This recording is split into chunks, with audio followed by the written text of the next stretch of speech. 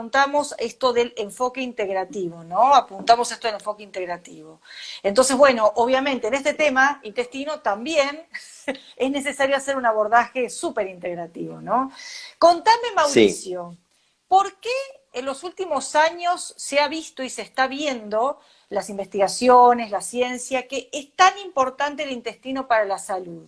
¿Y qué funciones cumple, qué roles claves cumple el intestino para la salud, por lo cual cada vez se está dando más relevancia a todos estas líneas de investigación en torno al intestino y la salud intestinal?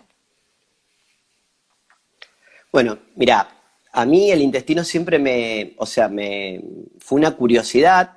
Si bien tengo una formación en medicina familiar, porque siempre quise tener una visión integral, eh, pero el intestino me apasionó, pero también porque lo viví desde chico, tuve muchísimos Mm, problemas digestivos, tuve mi historia y mi familia tenía problemas digestivos y tuve un antecedente de mucha cantidad de antibióticos durante chico. mm, Gran cantidad, hasta los 5 años, y como vos sos pediatra y sabés que cómo nos condiciona nuestros primeros 3 años de vida, nuestra historia adulta. Entonces, los sí, primeros 3 años de vida fueron muy complejos para mí, y a partir de eso no lo entendí todo lo que me sucedió posteriormente de grande. claro. Entonces, a partir de eso uno va investigando y se va empezando a conocer y a irse para otro lugar. Entonces el intestino es un lugar que no solamente es para la digestión, la absorción y la Mm, excreción de los alimentos, sino que también cumple muchísimas funciones como detoxificación. Generalmente nosotros tenemos como el órgano detoxificador al hígado, pero mm, dentro de nuestro organismo hay muchos órganos detoxificadores y uno es el claro. intestino. ¿Mm? Y vos imaginate que el sistema linfático, que también yo Ajá, lo empecé a estudiar de hace bastante tiempo junto con el intestino, porque es un sistema que está subestimado. Y en gran claro. parte de las formaciones que he tenido, las primeras intervenciones que nosotros hacemos es trabajar el sistema linfático. Y el sistema linfático solamente lo pongo porque es fundamental para el intestino, el sistema linfático. Generalmente el sistema linfático se toca solamente cuando vas a un kinesiólogo, se hace una terapia donde hay drenaje linfático para miembros inferiores, pero nosotros tenemos más de 600 ganglios linfáticos que cumplen una función inmunológica en nuestro organismo. Y tenemos todos los días entre 2 y 15 litros de linfa que se van Wow. reponiendo y que cumplen una función y que le van dando entre 2 a 3 litros de fluido al sistema cardiovascular. O sea que si el sistema cardiovascular, el sistema Oh, linfático no funciona bien, mm. el sistema cardiovascular se sobrecarga. Mira Y esto es vos. sumamente importante. ¿Por qué? Porque cuando hay inflamación, y generalmente digestiva, porque vamos a ver que gran parte de los linfáticos están en el sistema digestivo, y es Ah, un mira. lugar por donde entra mucha información el sistema digestivo, Claro, porque es la principal barrera que tenemos de claro. protección. El sistema linfático es el que muchas veces se comunica con otros sistemas, es uno de los Claro. sistemas. Entonces, cuando nosotros tocamos ganglios o tocamos lugares donde hay inflamación, podemos darnos cuenta de que el sistema linfático está inflamado. Y muchas Claro. veces nosotros hacemos intervenciones nutricionales, cambios de hábitos, en un montón de cosas, y muchas veces no vemos un resultado tan inmediato, y es porque no se trabaja el linfático. Es como si tenemos un filtro de aire, un filtro de nafta tapado, Claro. y nosotros decimos, bueno, le voy a poner nafta super a Sí, algo. pero claro. Claro, pero muchas veces el sistema linfático es muy difícil que lo estudies, ¿o no? O sea, Sí, que se tenga en cuenta. Es más, vos le decís a la gente el sistema linfático y quizás no sabe qué es. Contá un poquito que la relación que tiene con el sistema inmunológico y que es bueno, básicamente un ganglio. es parte del sistema inmunológico, tiene más de 600 ganglios, los ganglios principales están debajo de los maxilares Ujú. acá, en la parte debajo de la zona del pabellón auricular y de la mandíbula. Da mucha información en infecciones. En esta zona también tenemos. En la zona el segundo espacio intercostal y tercer espacio intercostal, porque ahí es donde drena, si te acordás, en la parte anatómica donde drena todo el conducto torácico. A los costados de las axilas, estamos hablando de los principales ganglios. Los principales ganglios. En los ganglios en el pubis, en la zona del pubis, tenemos ganglios linfáticos muy importantes, en un triángulo muy importante, que es lo que lleva hacia arriba. Entonces, hay mucha información entre lo que son los miembros inferiores y el abdomen. Y todo eso se relaciona con el intestino, a su vez. Totalmente, porque en realidad, detrás de las rodillas, no estamos yendo de tema, pero es importante, te lo voy a decir por qué. Sí. Detrás de las rodillas hay ganglios linfáticos. Y ese es el problema, por ejemplo, cuando una persona, por ejemplo, un deportista, dice, bueno, me lesioné los cruzados, la otra rodilla, me produjo, más allá de la cuestión anatómica, generalmente hay una inflamación de bajo grado, por otro lado, que se llama inflamación invisible. Hay tanto, el sistema inmunológico está apagando incendios por muchos lugares, que ahora vamos a hablar de qué se trata, y no puede reparar ese daño. Entonces hay que trabajar el sistema linfático de la rodilla. Entonces eso es sumamente importante porque la información entra por otro lado. Hay inflamación en otro lado. Entonces la rodilla es el producto porque hubo impacto, porque salió a correr. Entonces esa persona hay que ver cómo está comiendo, si tiene permeabilidad intestinal, si tiene disbiosis, si está durmiendo bien, si tiene inflamación de bajo grado. ¿Por qué? Porque si no bajamos esa inflamación, la rodilla no va a mejorar. Y eso es fundamental el linfático, porque el linfático es el que renueva, le da como respiro al sistema inmunológico. Y es sumamente importante esto porque el sistema inmunológico está sobrecargado de toxinas. O sea que un poco vos estás refiriendo a algo muy interesante, que el intestino tiene una íntima conexión con el sistema linfático. Totalmente. Sistema linfático se asocia al sistema inmunológico, eso es parte del sistema inmunológico, es prácticamente lo mismo, y que estos dos sistemas están íntimamente asociados a este fenómeno que llamamos inflamación silenciosa, que se puede expresar en cualquier parte del cuerpo. Y por eso, cuando de repente nos quedamos con la rodilla nada más, no estamos haciendo un abordaje integral, porque quizás el problema de la rodilla está en el intestino, digamos algo así. Totalmente. Qué interesante, la verdad. Y eso es importantísimo porque muchos de los problemas traumatológicos, como por ejemplo, hernia de disco, 50 o 60% problemas digestivos.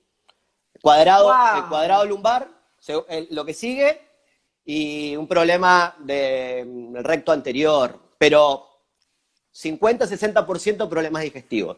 Y nos encontramos con personas operadas 2 o 3 veces de hernias discales cuando nunca le tocaron el abdomen.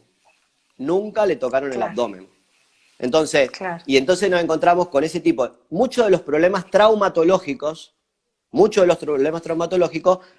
la mayoría de las veces son problemas digestivos o en problemas en una víscera. Generalmente. Wow. Totalmente. Un hombro congelado o un problema en una articulación del hombro derecho, tenemos que mirar el hígado. ¿Está? Entonces, es sumamente importante tener la relación de lo que está sucediendo. Con relación a lo que planteabas de la inflamación de bajo grado, es un concepto muy nuevo, lo venimos trabajando nosotros, que nos conocemos, pero que la inflamación de bajo grado, la inflamación es necesario para la vida y para sobrevivir. Nos ha permitido sobrevivir. Nos permite sobrevivir. Claro, nosotros necesitamos inflamación. El problema es cuando nuestro sistema inmunológico se activa mucho tiempo. En el tiempo. Y entonces eso hace que se produzca lo que se llama inflamación de bajo grado.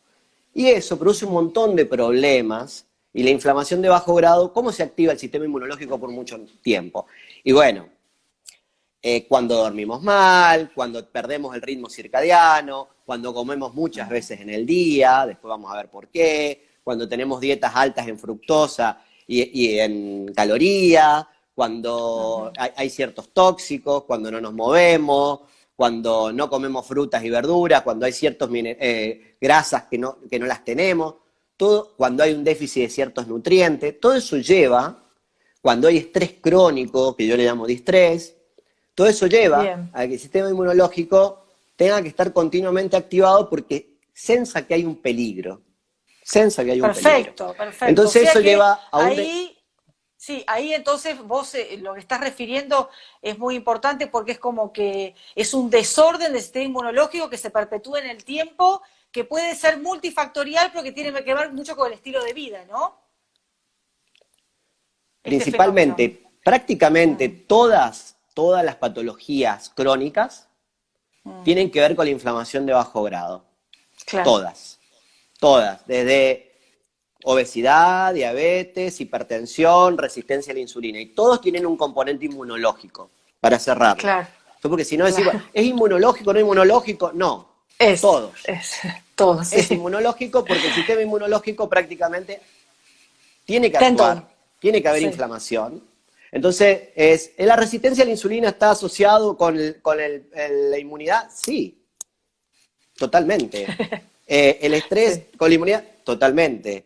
Todo tiene que ver con el sistema inmunológico. Entonces tenemos que tener, cuando abordamos este tipo de patologías crónicas, tenemos que trabajar con nuestro sistema inmunológico. ¿Dónde está nuestro sistema inmunológico? Prácticamente el 80% está en nuestro sistema digestivo. ¿Por qué? Por algo. Porque es la barrera más importante y más grande y que nos ha permitido sobrevivir, porque antes comíamos algo y no. Tenía que censar, tenía que tener mucha información en el intestino, porque si no dependía nuestra vida en la antigüedad. Claro. Entonces, nuestro intestino cumple una función no solamente de digestión, absorción y excreción, sino también de detoxificación,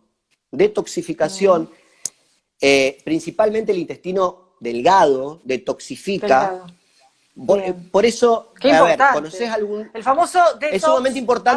Es sumamente importante el papel de ciertas glicoproteínas en el intestino delgado para detoxificar. Lo que hacen es meter y sacar cosas y las llevan a diferentes lugares. Por eso hay ciertos mecanismos que no tenemos desarrollados, como en el estómago o como en el sistema, como en el colon. Entonces, vos vas a ver que en el intestino delgado no hay tantos cánceres. ¿O vos conocés mucha frecuencia de cáncer en el intestino delgado? No. No es frecuente. En cambio, en el estómago sí, y en el colon también. En el colon también. ¿Se entiende? Interesante. Entonces, eso tiene ¿qué? En el colon y en el estómago. Claro. Entonces, eso es sumamente importante porque tiene un mecanismo de toxificación, no es solamente el hígado. Y fijémonos también el sistema linfático también detoxifica. No, que tiene un componente inmunológico muy importante porque obviamente es la primera línea de defensa, la barrera más importante, después viene el de las barreras de las mucosas, que se relacionan, y después viene la piel. Entonces nosotros tenemos la inmunidad innata está ahí, y es sumamente importante porque da mucha información. Después tenemos algo que es el sistema nervioso entérico, que es toda una red eléctrica, que está principalmente en el intestino delgado. En estos últimos tiempos a mí me ha interesado mucho este tema, porque es un tema que no está estudiado. Se ha estudiado mucho la microbiota, que es lo que podemos hablar, y que generalmente da para una charla solamente de microbiota, pero no lo podemos despegar de lo que es el sistema nervioso entérico, esa red neurológica que se conecta ahí, que todavía no sabemos, y están relacionados con nuestras emociones, con nuestros pensamientos. ¿Está? sentimos con las tripas. El Hay mucha segundo información. cerebro. Totalmente. El segundo cerebro. Obviamente que tiene que ver la microbiota, que vamos a hablar, pero si no entendemos la red eléctrica esta, que tenemos más vías aferentes que eferentes, ¿no? A través del nervio vago, muchas veces se desconecta todo y tiene mucho que ver, porque muchas veces perdemos el norte. Decimos, bueno, vamos a trabajar la microbiota, pero si no relacionamos con lo que es el sistema nervioso entérico y endocrino, muchas veces no hay ese engranaje cómo funciona. Entonces, es sumamente importante que tanto endocrino, neurológico, inmunológico y detoxificación van a cerrar las características del intestino, además de la digestión, la absorción y la excreción. Perfecto. O sea que, con lo último que dijiste, no tiene mucho sentido. Yo puedo tener excelente alimentación, el probiótico, todo, pero si tengo el estómago hecho un nudo, el intestino hecho un nudo, ya se me cae todo necesito integrar todos estos aspectos y todas estas funciones, cuidarlas, ¿no? Excreción, digestión, asimilación, la parte nerviosa entérica, la parte de detoxificación, la parte inmunológica, ¿no? Lo más importante que nosotros tenemos que tener en cuenta es que el factor emocional es fundamental. Claro. Nosotros, las emociones, muchas veces nos han permitido, hay ciertas emociones que nos han permitido sobrevivir, pero Claro. ha cambiado el contexto, ha cambiado el mundo. O sea, el miedo, que a lo mejor antes era un miedo agudo por algún animal, alguna inclemencia climática, ahora se transformó en un miedo por algo que va a suceder o no sucedería nunca. Claro. Entonces, ese estado de alerta, ¿por qué? Porque cambió el contexto. Esos estresores crónicos que tenemos en este momento hacen que nuestro nervio óptico es un sensor continuamente a través del nervio vago. El nervio óptico, claro, muchas veces cuando uno hace el examen físico, toca acá, yo toco y hay mucho dolor. Es muy difícil que alguien toque acá. Porque el nervio óptico es el que sensa el peligro, a menos que seas ciego y tengas otro sentido. Pero el nervio óptico se comunica íntimamente con el sistema inmunológico. Y el sistema inmunológico a través del nervio vago, que es un nervio, no vamos a hablar ahora porque podemos dar una charla entera del nervio vago, pero que es un nervio que va y inerva toda la parte digestiva, ciertos órganos, y hay mucha información de abajo hacia arriba. Pero el nervio óptico es el que sensa información. Entonces imaginemos, si tenemos un preconcepto de algo, miedo, ansiedad, y tenemos ciertas cuestiones, o tenemos una historia en la cual ciertas cosas nos han dado peligro, continuamente nuestro sistema inmunológico se va a poner en alerta. Y se va a activar el sistema simpático. Se van a activar ciertas cosas para la lucha y para la huida. Entonces, cuando nosotros estamos en ese momento, nuestra digestión, la comida, todo se hace en un modo parasimpático, en un modo donde tenemos que estar de reparación, igual que el dormir. Claro. Imaginemos si nosotros estamos nerviosos y comemos. Claro. Y es lo más típico, porque la digestión comienza por la boca. En realidad comienza mirando, oliendo, con los sentidos, pero el masticar muchas veces dice, ¿dónde está el problema? En una buena masticación.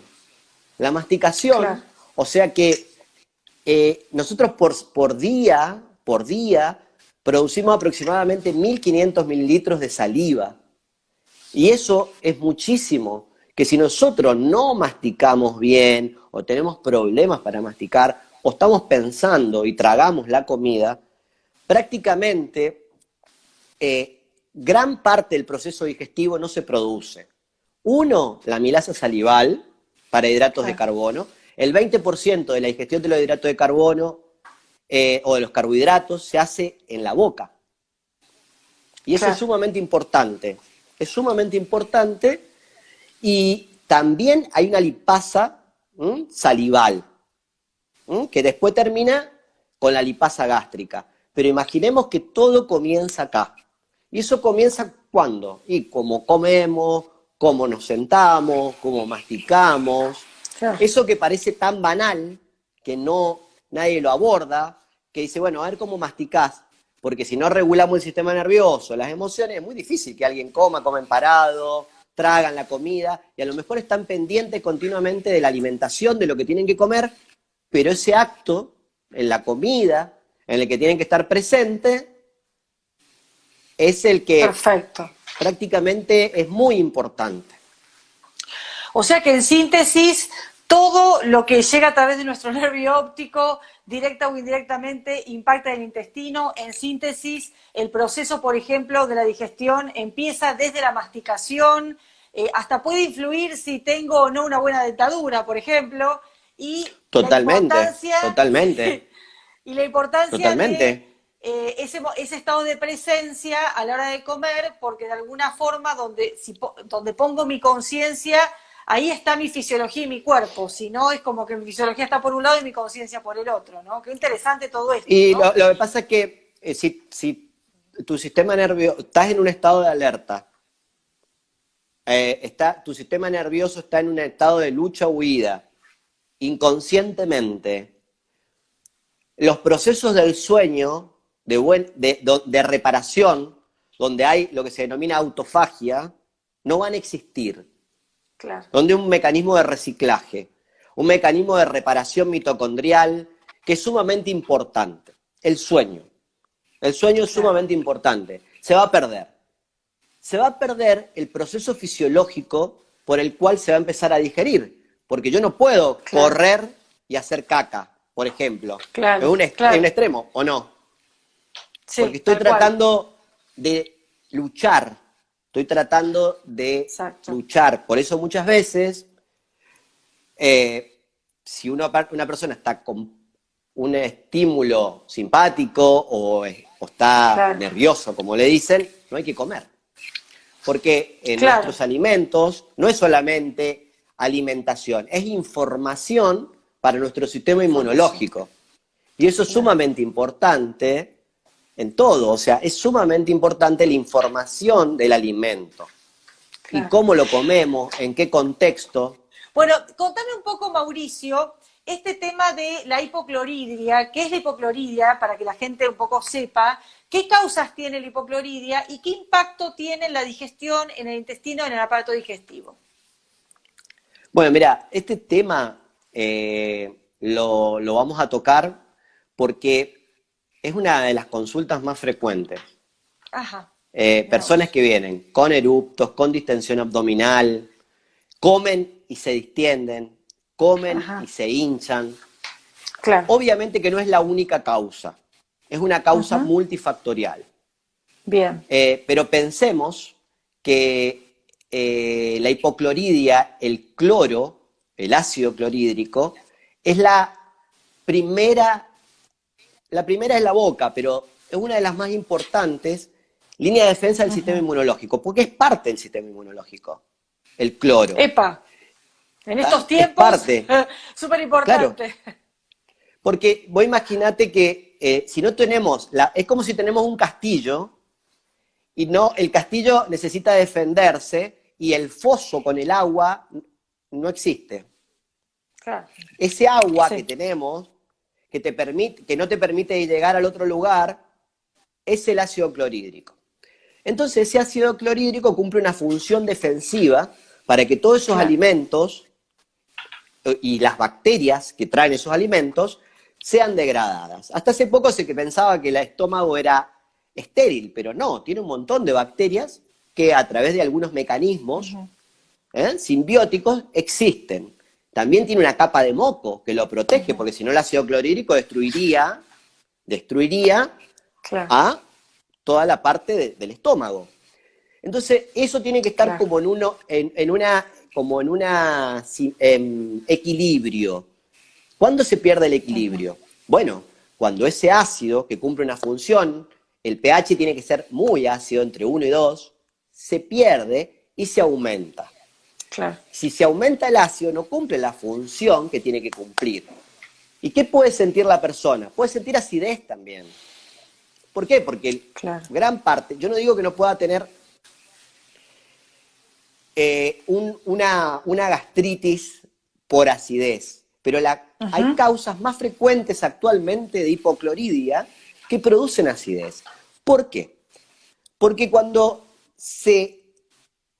el pH aumenta, que es muy frecuente si nosotros comemos una dieta con hidratos de carbono y azúcar. Al producir aumento y producir que es muy frecuente, es lo más frecuente. O los mucha cantidad. Mauricio, los antiácidos también. La ranitidina, Totalmente. los antiácidos. Pero te digo cómo empieza la película. La película empieza que tenemos mucha ansiedad. Claro. Después, la ansiedad la baja con azúcar, con hidrato de carbono refinado, aumenta la insulina, se producen un montón de cosas, ansiedad, se hace inflamación de bajo grado, distensión abdominal. Pero ¿qué pasa en el estómago? Aumenta y se vuelve alcalino. Automáticamente, ¿qué le damos? Tiene gastritis, omeprazol, inhibidores de la bomba de protones, ranitidina, personas que vienen ya hace años con omeprazol, con inhibidores de la bomba de protones, o con tratamientos también, con el Helicobacter pylori, que no nos vamos a meter, pero que también es una consecuencia de perder ese mecanismo balance. Donde está, porque el Helicobacter pylori tiene que estar. El problema es cuando encuentra el medio para que exista mayor cantidad de Helicobacter pylori. Entonces, ese ambiente alcalino que hay en el estómago, ¿qué hace? Bueno, hace que el cardias, que es lo que separa el estómago con el esófago, se abra, porque las presiones se igualan. Entonces ahí se escapa un poco el ácido y la persona siente pirosis, siente acidez. Claro. ¿Qué pasa? Sí. Siente acidez, pero es porque se abre el cardias y también erupta muy frecuentemente o se siente hinchada porque no puede digerir las proteínas. Porque gran parte de las proteínas se digieren ahí. Entonces dice, comí un asado, comí pollo, me siento hinchado, estoy con una digestión lenta, comí a la noche y terminé de digerir a las 4 de la mañana. Claro. Entonces, es sumamente importante porque ahí los eruptos son muy frecuentes, la hinchazón muy frecuente, porque esas bacterias empiezan a fermentar. Hidratos de carbono, empiezan a fermentar. ¿Por qué? Porque encuentran un medio que que le es favorable para que suceda y se hincha la persona. Entonces es sumamente importante tenerlo presente, pero también es importante el tema de que si no hay ácido, pasan las bacterias derecho al intestino delgado. Bien. Cosas que no tienen que pasar. En cierto modo, este estilo de vida, que estoy estresado, nervioso, con el nudo de estómago, comiendo harinas, azúcar, fomenta o digamos, en cierto modo, gatilla este fenómeno de la hipocloridia que después genera trastornos digestivos y se perpetúa cuando muchas veces el médico nos agrega el antiácido, el omeprazol, la ranitidina, y ahí tenemos un círculo vicioso donde no terminamos más, porque genera más hipocloridia. Totalmente. Así, a ver, no significa que no exista una gastritis. No significa. Sí, o que no sea necesario medicar, ¿no? Lo que es importante que diferenciemos, muchas veces se puede hacer. Los pacientes vienen con endoscopías, muchas veces le podemos decir, bueno, si te vas a hacer una endoscopía o tu médico de cabecera te pide una endoscopía, pedile que te mida la acidez, el pH del estómago, porque eso es un indicio interesante. Pero algo que es clínico en lo que es la hipocloridia, que no significa que tenemos que salir ahora todos a decir que tenemos hipocloridia. Lo tenemos que tener como un problema multifactorial, porque si tengo hipocloridia, una de las cosas fundamentales es que la persona después de comer se siente hinchada.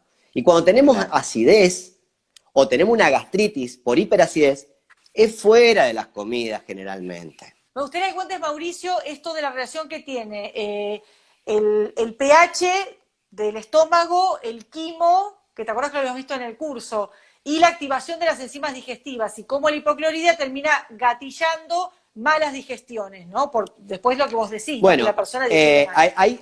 hay varias cosas, Primero, que yo siempre, ¿te acordás que te dije, antes de pasar a la microbiota, que podemos estar hablando dos charlas, vamos a hablar de lo que sucede en el norte? Sí, En el norte, claro, en el norte suceden muchas cosas. claro. En el colon, Primero muchísimo, el pero en el norte. primero el norte. Y en el Claro. norte, yo le llamo el norte, el estómago, el páncreas y la vesícula y el hígado, suceden muchas cosas. Y una de las cosas que pasa es que si no hay acidez, no se activan ciertas cosas que tienen que pasar en el páncreas, pero también en la vesícula. Porque la vesícula parece que está puesta y que Sí, la vesícula nadie da bolilla, es claro. bueno, ¿Se acuerdan cuando ya está la colecistitis, cuando hay que sacarla? Ahí se acuerdan. bueno, pero tenemos que tener en cuenta que la vesícula o las sales biliares son fundamentales para la digestión de las grasas. Son fundamentales. Pero si nosotros tenemos una alimentación basada en hidrato de carbono, azúcares refinados, la vesícula no trabaja. ¿Tá? No trabaja. Entonces es muy frecuente que, y aparte, las sales biliares dependen, la primera hidroxilación, tienen dos fases para formarse, dependen de magnesio y de vitamina C. Y después necesita taurina y glicina. Si nosotros no tenemos eso en nuestra alimentación, y también para formar lo que sea fosfatidilcolina, no va a formarse las sales biliares. Claro. O sea que pensemos en una alimentación donde tienen que haber estos componentes. Yo por eso le digo come huevo, porque el huevo, fosfatidilcolina, Sí. taurina, glicina, pero también vitamina C y magnesio. Claro. Y la principal causa de deficiencia que tenemos en nuestro organismo es el magnesio. Entonces, cuando eso no sucede, también no se activan las enzimas digestivas, que son fundamentales. Las enzimas digestivas, donde hay amilasa, donde hay tripsina, quimiotripsina, elastasas, colagenasas, y hay por lo menos 1 litro de enzima digestiva de líquido por día. Y dependen del zinc. Dependen del zinc, la enzima digestiva. Claro. Pero también dependen de que haya acidez. Claro, si no hay acidez, no se activó nada. No se secretan las enzimas digestivas. Entonces, una enfermedad muy típica es la hipocloridia, sumado también a lo que se llama enfermedad pancreática inflamatoria. Porque tiene que ver con todo. No es solamente es la enfermedad pancreática inflamatoria, tiene que ver con la acidez, tiene que ver con la señal que baja. Y eso muchas veces, una persona que tiene diarrea, olor, gases, fatiga, una malnutrición endocrinológica, de malestar abdominal, puede tener una insuficiencia o una enfermedad pancreática inflamatoria. Y eso tiene que ver primero con la acidez, tiene que ver también con la capacidad del páncreas, porque el páncreas, lo hemos hablado varias veces, pero el páncreas tiene una capacidad de regenerarse,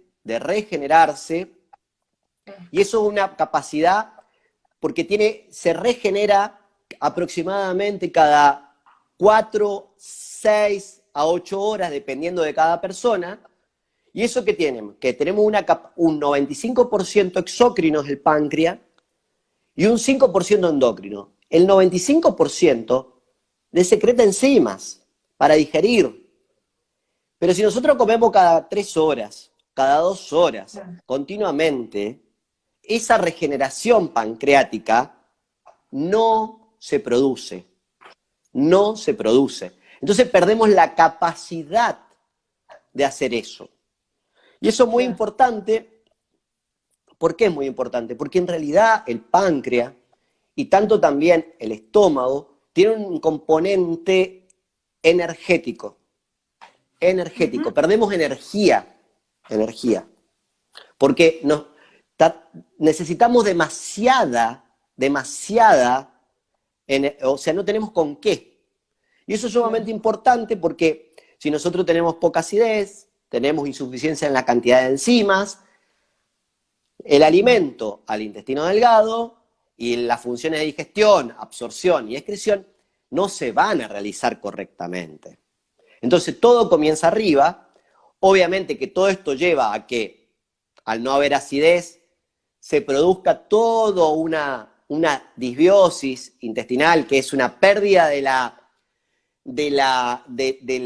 variedad y de la cantidad de bacterias que tenemos en nuestro intestino, que es sumamente importante porque estamos prácticamente en este momento de la historia de la humanidad, es donde mayor cantidad de disbiosis puede haber.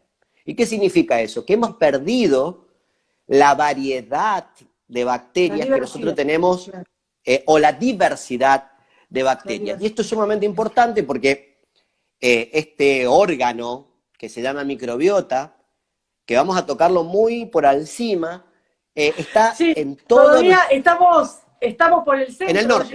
No llegamos al intestino. No, pero bueno, pero es que es importante para entenderlo. Vos fijate qué importante, porque sí, intestino, microbiota, pero fíjate cómo todo arranca de allá arriba, desde que empecé a masticar, desde que mi ojo es que yo pienso que para llegar a la microbiota y para poder, dice, alimentarla, todo tiene que estar bien en el norte y en el centro. Porque si en el sur, porque si no después, un montón de intervenciones terapéuticas muy, muy demostradas pueden ser muy contraproducentes en un contexto que no es adecuado. Claro. ¿A qué me refiero?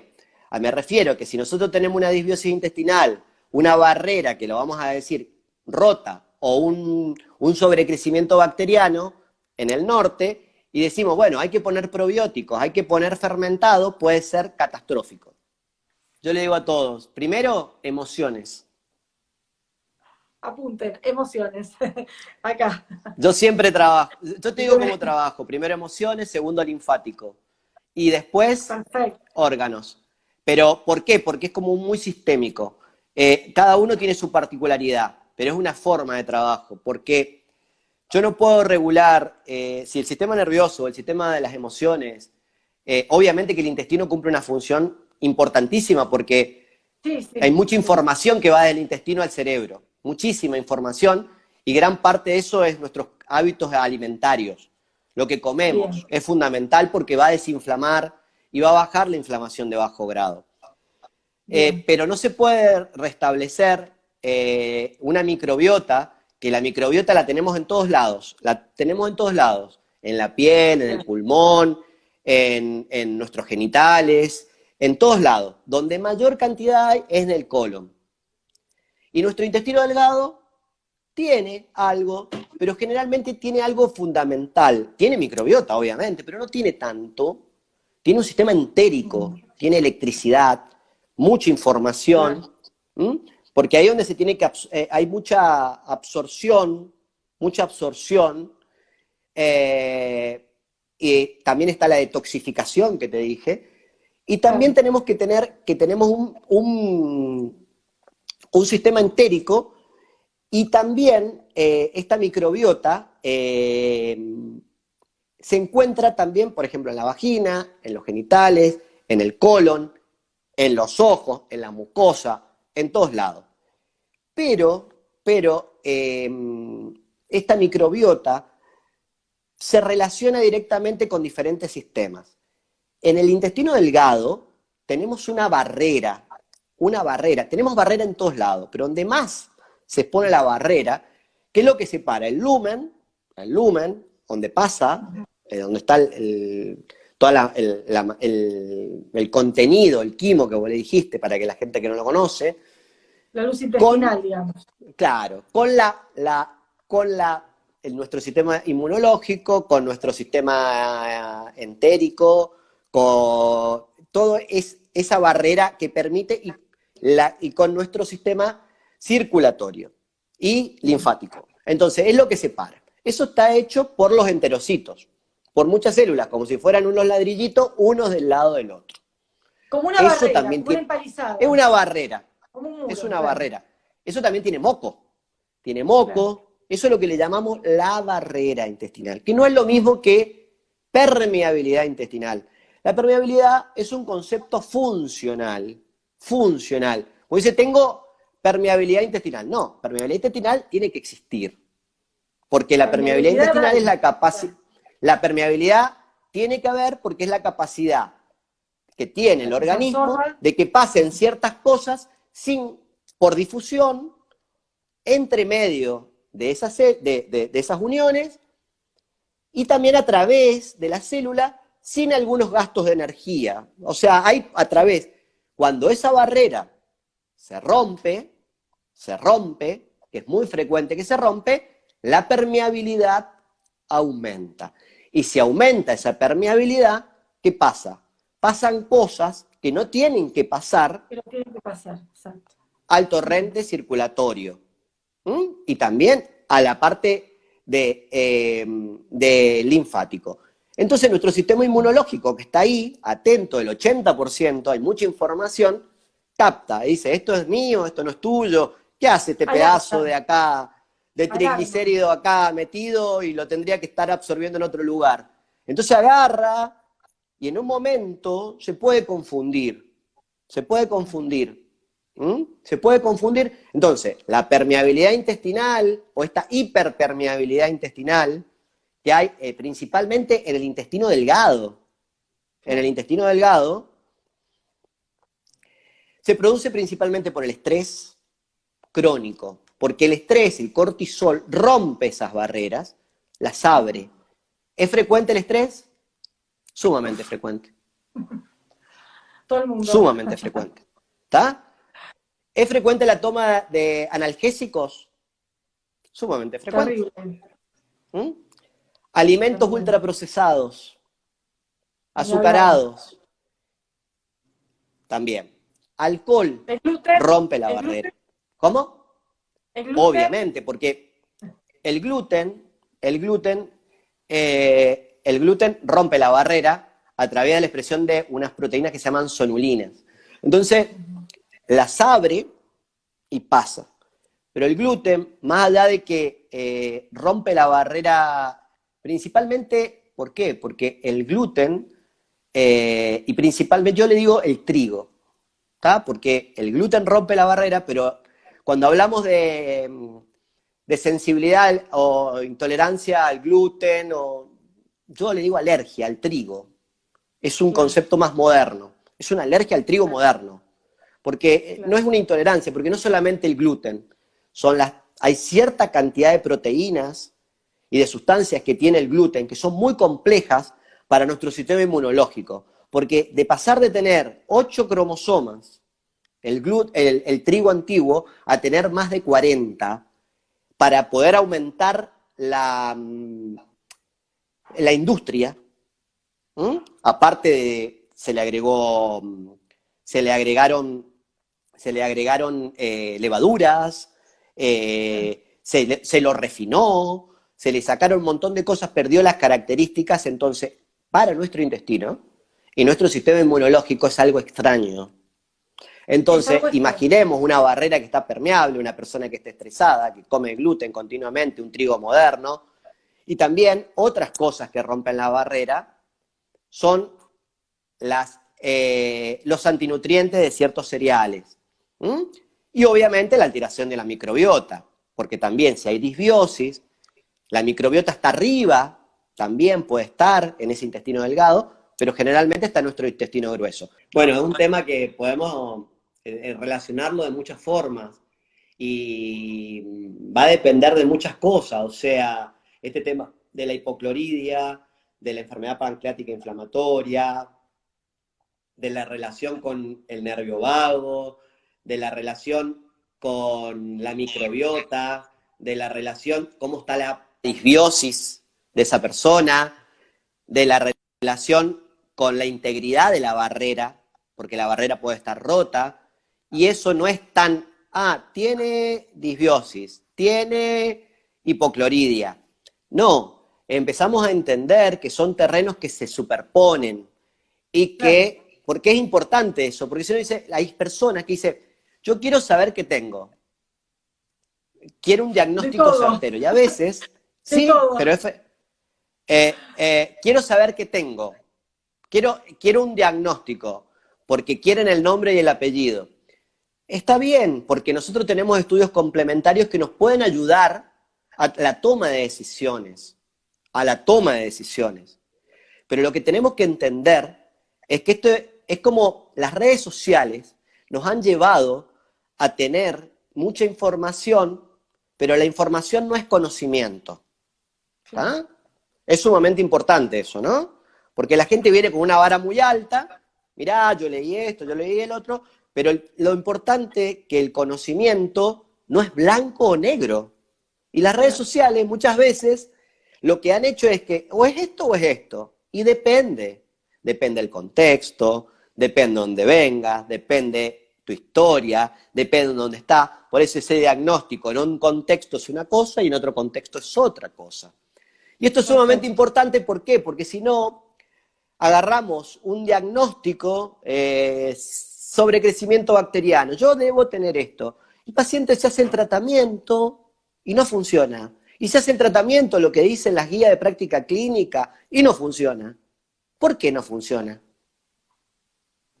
¿Ah? ¿Por qué no funciona? ¿Por qué? Porque hay que tratar el contexto, los tiempos, cómo se relaciona con el sistema nervioso, cómo se relaciona con el sistema endocrino, cómo se relaciona con el linfático, cómo se relaciona con la barrera, cómo se relaciona con lo que come, porque puede decir que está comiendo, en qué contexto come. Entonces, eso es sumamente importante porque si no, muchas personas están pensando, quiero esto, ¿qué tengo? Y a veces sí, tenés esto dentro de este contexto, pero... Claro. Digamos que en cierto modo, Mauricio, me parece que esto que vos planteás, que podríamos llamarle un abordaje integral, es algo que no lo hace cualquiera. La información cualquiera la tiene, pero el abordaje integral no cualquiera lo hace. Vos sos de esas personas que sabe hacer quizás un abordaje integral.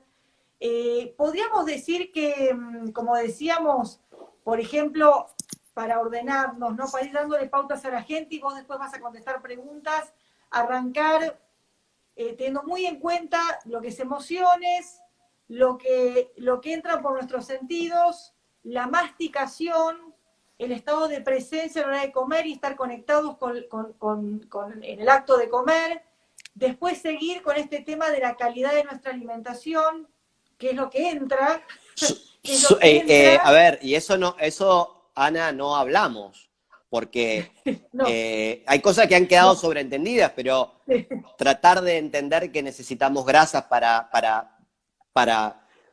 nuestra existencia, necesitamos grasa, o sea, de buena calidad, no necesitamos tanto hidratos de carbono refinados, el azúcar no se necesita porque produce mucha inflamación, tanta cantidad de alimentos procesados, los cereales, porque en un contexto, no es que no se pueda, pero en un contexto, dependiendo de dónde vengamos, de nuestra epigenética y genética, nuestro intestino va a entender que eso está más o menos adaptado. Los cereales son alimentos modernos, que si no se sacan sus antinutrientes, igual que las legumbres, producen muchas cosas en nuestro intestino, que si no estamos preparados y no se hacen las cosas cómo se tienen que procesar, remojar o comer de cierta forma, producen, imaginemos que nuestra barrera principalmente son fosfolípidos, principalmente las barreras de las membranas son fosfolípidos, y lo que tienen generalmente estas cosas son saponinas, la mayoría. ¿Y qué es lo que da saponina? Jabón. ¿Y qué es lo que hace el jabón con la grasa, los fosfolípidos? ¿Qué hacen los fosfolípidos con la grasa? Lo eliminan, lo disuelven. Hay cosas más complejas, hay ácido fítico, hay lectina, y por eso uno plantea una nutrición personalizada,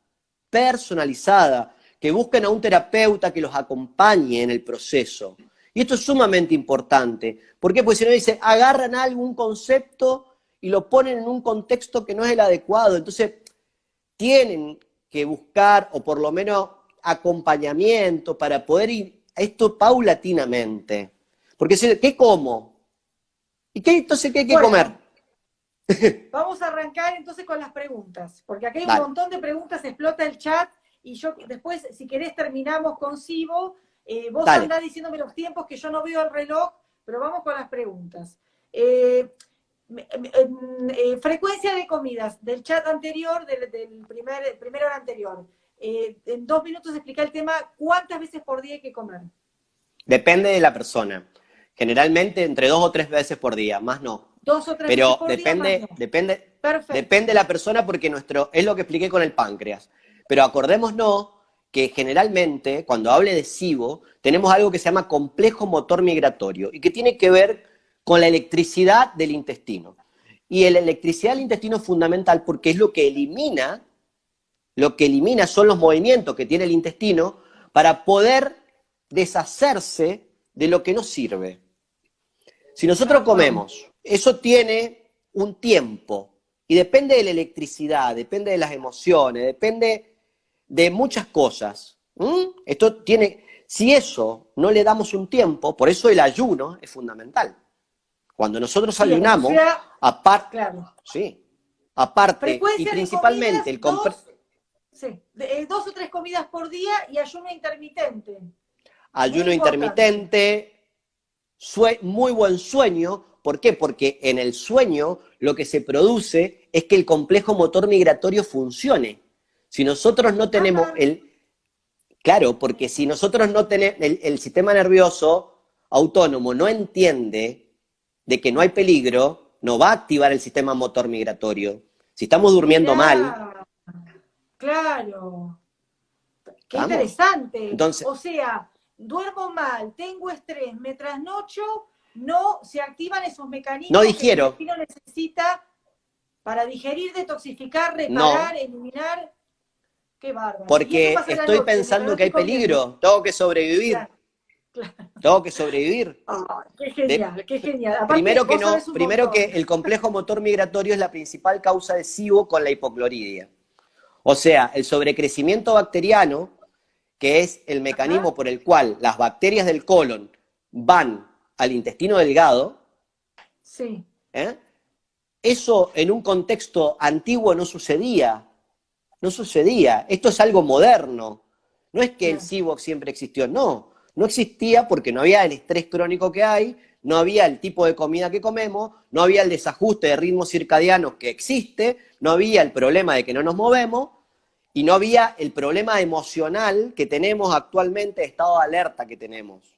Claro. Entonces, el SIBO no existía en las condiciones de ahora. Entonces, ¿qué tenemos? Bacterias que están en el colon que han encontrado el medio, bacterias y otras cosas más. Porque no solamente la microbiota no son solamente bacterias, son parásitos, son virus, son las arqueas, que las arqueas cumplen un papel fundamental. No se sabe si son bacterias que son, pero las arqueas son fundamentales y aparecen. Entonces, cuando nosotros comemos y le decimos, alimentemos a nuestra microbiota, entonces le damos fibras fermentables, se inflama acá y comen las bacterias donde no tienen que estar. Entonces, eso es fundamental. Es fundamental, ¿por qué? Porque el complejo motor migratorio no permite que esas bacterias estén. Claro. Y la acidez también no permite. Claro. Pero también algunas sustancias bacteriostáticas, como son las secreciones pancreáticas y biliares, tampoco le permiten que estén esas bacterias. Y otra cosa fundamental es cómo está la válvula iliocecal. La válvula iliocecal entre el ilio y el ciego también cumple una función. Entonces, si se desajusta principalmente el complejo motor migratorio, que es algo fundamental en el sueño, en el estrés, muchas veces, ¿sabes cómo se desajusta? Cuando hay un mecanismo que es muy frecuente, que es cuando tenemos una diarrea por algún germen. Eso es Vos has visto que puede ser que muchas personas tengan una diarrea por ciertos gérmenes, como son el Campylobacter, Shigella, que hacen un barrido y producen una alteración, le producen una confusión al sistema inmunológico, y el sistema inmunológico ataca algo que está dentro del sistema que se llama vinculina. son unas proteínas. Entonces, por eso para detectarlo muchas veces son anticuerpos antivinculina. Pero en realidad el sistema, a partir de esa diarrea se puede producir una enfermedad inmunológica, ¿m? Por alteración del sistema motor migratorio. El sistema motor migratorio muchas veces necesitamos proquinéticos. Pueden ser naturales, y no proquinéticos. ¿Para qué? Porque el intestino no se evacúa, porque ha perdido la relación entre la cabeza y el intestino. Y eso es fundamental a trabajar las emociones también. Es impresionante esto, aparte, Mauricio, si vos te acordás, esto es lo primero que estudiamos en la facultad cuando vemos digestivo. Y qué poco lo tenemos en cuenta. Ya desde esta perspectiva del complejo motor migratorio, que son los movimientos peristálticos que hace el aparato digestivo, y de las alteraciones de esa funcionalidad se pueden ver un montón, un espectro impresionante de condiciones que hoy en día las personas tienen. La verdad que es fascinante. Mira, un dato fundamental. De la gente, que hay miles de preguntas. ¿Querés dar el dato mientras yo busco? Quiero terminar con esto, porque el complejo motor migratorio tiene 4 fases, pero generalmente la fase tercera y la cuarta es la más importante. Y eso se da generalmente durante el sueño. Se puede dar en otros momentos, a la mañana también se da, pero generalmente durante el sueño se produce el complejo motor migratorio. Pero se ha visto que las secreciones pancreáticas y biliares en esa fase son fundamentales. O sea que si no hay buenas secreciones pancreáticas y biliares, estamos fritos. ¿Por qué? Porque lo que se ha visto es que secretan eso y forman como un jabón con el intestino que permite que desplace y se elimine. ¿Está? Eso es muy interesante. O sea que en cierto modo este tema de una vesícula perezosa, un estómago que no tiene el pH que tiene que tener, la boca un páncreas que no funciona. Un páncreas que no funciona, que está ahí, que no libera las enzimas que tiene que liberar, y encima las pocas enzimas que libera, no está el pH adecuado. O sea, cuando comemos, nos llegan los pedazos de comida entero al intestino delgado, donde la barrera está abierta. Pasa un pedazo de comida al sistema circulatorio y manda señal al sistema inmunológico, la ataca. Se produce inflamación. Esa inflamación activa el sistema inmunológico más y más y más, y pueden pasar bacterias, porque está rota esas bacterias pueden pasar al torrente circulatorio y se pueden comunicar al sistema nervioso. Entonces puedo tener ansiedad, puede cambiar el ánimo, porque lo que se llama neuroinflamación o mecanismo de endotoxemia. Aparte, ¿Por qué? Porque, Mauricio, aparte de todo esto, que ya estoy inflamado, que ya estoy permeable, hiperpermeable y yo, el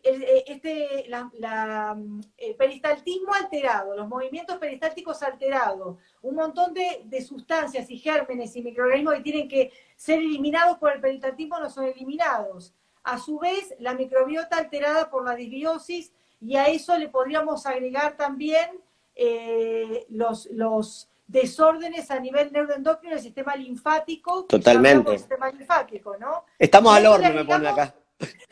La alimentación que tenemos con harinas, con azúcar, con comida procesada, con lácteos, los derivados del trigo, los aditivos, los químicos, con esa barrera que está súper en terapia intensiva, y más aluvión de noxas para esa barrera, ¿no? Y bueno. Acá dice la gente, qué complicado, por eso yo siempre trabajo el sistema nervioso y las emociones. ¿Por qué? Porque para poder tomar decisiones y pequeños cambios, grandes resultados, esto no tiene que suceder de repente, pero por lo menos tenemos que tener la intención de darnos cuenta de querer cambiar.